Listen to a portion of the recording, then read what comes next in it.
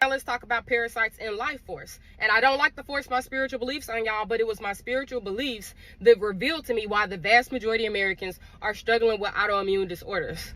So I'm casually talking to my homegirl one day, and she tells me that her hemoglobin was like 8. And I was like, wow, in the hospital, we actually transfuse people at 6. So how could your hemoglobin be casually at a deadly level? She was like, I don't know, that's just what it was. And I was like, well, what did the doctor do? She said, he put me on iron supplements. I was like, but why was your hemoglobin that low to begin with? And she was like, I'm not sure. I'm like, that doesn't add up, because America, we're some of the biggest meat eaters in the world. Statistically, like, we eat more meat than anybody. How is it possible the vast majority of women in America are struggling with iron deficiency anemia, and we eat unusual proportions of meat? What that tells me is that something is going on that is not allowing us to absorb the iron, right? Now, another thing that I know is that, okay, this is the part where the spiritual aspect kind of tipped me off. We talked about the STDs and parasites, and I dropped in there real quickly that I think possibly what we believe to be demons could also be, because I believe in entities, I believe in the spiritual realm. I said it could be bacteria and parasites, because they live at a different level and different dimension than us, but they act on us. Because in the hospital, when a person gets a certain bacteria or a certain infection, it changes their behavior. We know that. We've seen old people get superhuman strength from having urinary tract infections. And there's like a laundry list of infections we could name. We've seen them do fecal transplants and induce signs of schizophrenia in lab rats. We've seen them use fecal transplants to heal people. So we know the gut-brain connection. We know serotonin is produced in the gut. Many neurotransmitters and many hormones are produced in the gut. So the creatures, right? And like I said, if you watch bacteria under a microscope, they have their own community. They have their own government.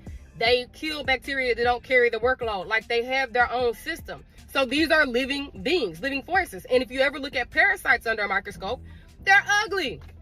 They are hideous. They look demonic. They are so ugly. They always have these gnarly teeth and these angry looking eyes. Like, y'all, they ugly, okay?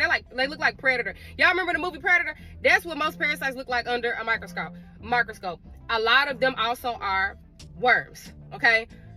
Most people have worms at baseline. Don't know it, don't talk about it. The thing that's different about America is that most people of color, most countries of color, eat diets that naturally include many anti-parasitic foods, naturally. On the flip side, in America, we eat a diet that is pro-parasite, heavy with the sugar, lots of meat, raw meat at that sometimes even. All those things feed the bad bacteria in your gut, and they help create a conducive and comfortable, cozy environment for parasites to sit and thrive. Most other countries do regular deworming of the whole family, in addition to the food they eat. America, they say, oh, we're America. We don't need it. We don't have worms. We're not like those other countries. Okay? Here's the rabbit hole I went down spiritually to kind of put 2 and 2 together on what's going on.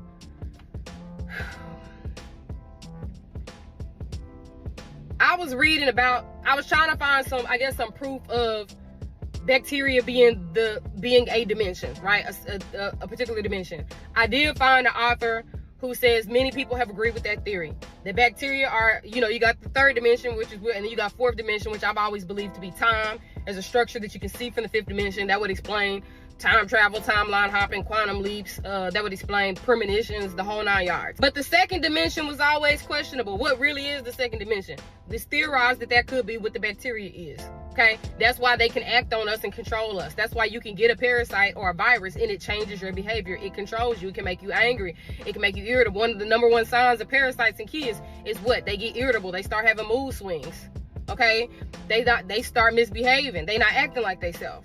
So we know parasites almost always change host behavior. We learned that in microbiology in 101. Parasites change host behavior. So I'm sitting here thinking, another thing I read in the book was this book believed that the 1st dimension has a lot to do with iron. This is when the bells start signing off. They believe the 1st dimension has something to do with some type of big iron core or iron something. And it talks about the importance of blood. And I immediately thought, okay, in the Bible, when we take sacrament, it's blood of my Lord and Savior, body of my Lord and Savior. And it talks about how blood has a lot of spiritual significance. It says that wars are waged really for the blood, because it's a blood sacrifice. And a lot of things have to do with blood sacrifice. And I thought about it. I remember somebody one time trying to do a love spell on somebody. She told me about it. That's what she used, was blood. I thought about the fact that women are so divine and so spiritually connected and so spiritually evolved. And we bleed for 7 days a month. Okay? So I'm sitting here like, okay, they believe the first dimension has something to do with the iron core. They talk about the spiritual significance of blood. And is it a coincidence that malaria, for example, is a blood parasite that runs rampant in a lot of places in Africa? I've always been a conspiracy theorist in that I don't believe that they can't cure malaria. I don't believe that they can't eradicate malaria.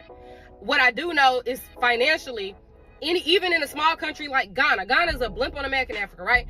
If they eradicated malaria, $32 billion would flow into Ghana over the next 10 years. 32 billion.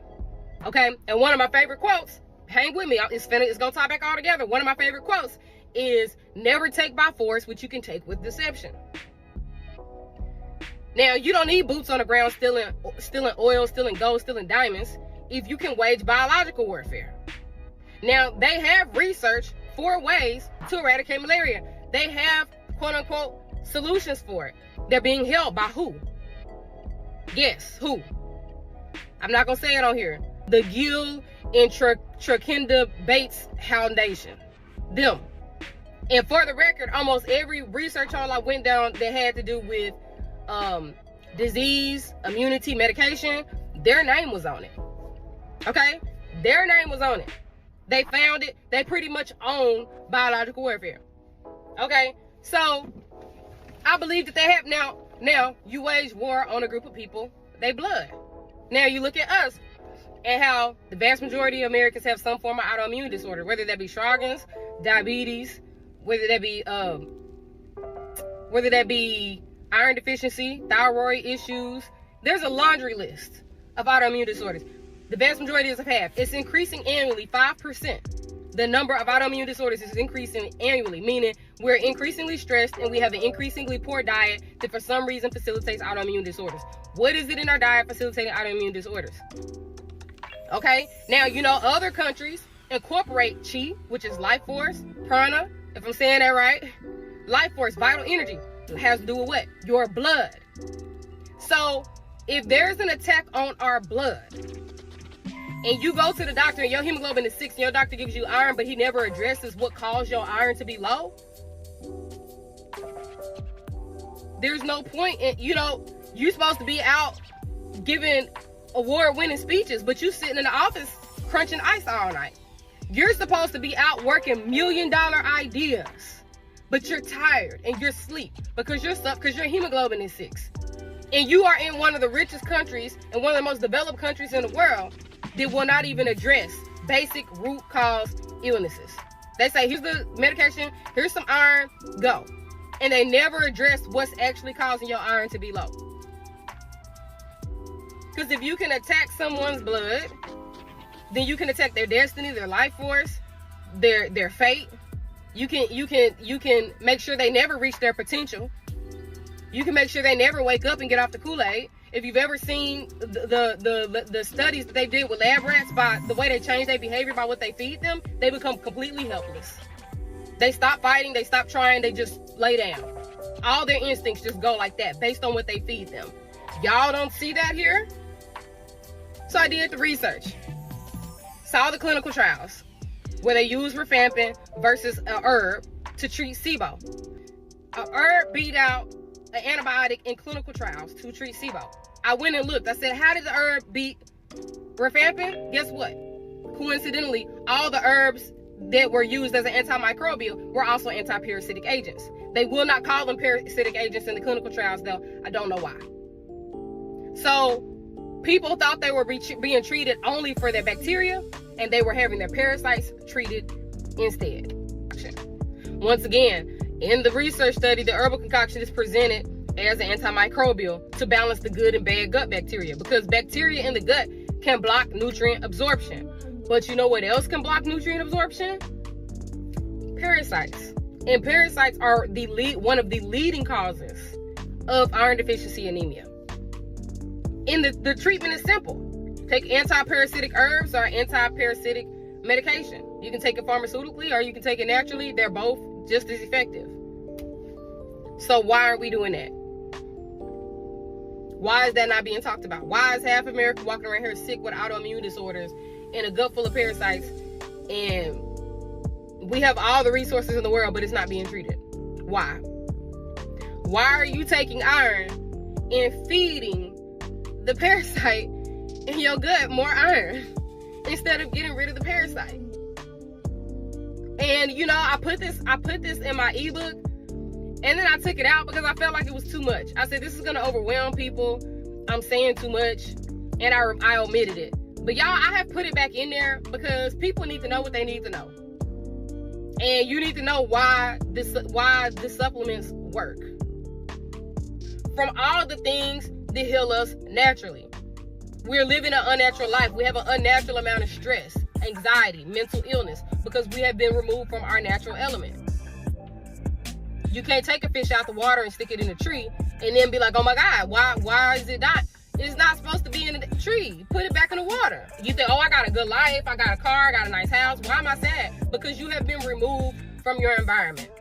You can give a fish 10 pounds of gold, and it means nothing if you have removed the fish from water. Oh, and one more thing. A breakdown of all of this is in my ebook. And yes, I'm selling ebooks. Don't be coming on here talking about, oh, all the influencers want to sell something. You dang right, because I done put blood, sweat, and tears in. 10 years of research pieced together in 30 pages. So you dang right, I'm selling the ebook. It's for sale. It's in my bio. Please go and download it in case these videos get removed. If anything ever happens to me because I talk too much and I tell too much, there'll be many coming. I got one up now focusing on women's health, but it does talk about all these subjects. So go ahead and grab that today.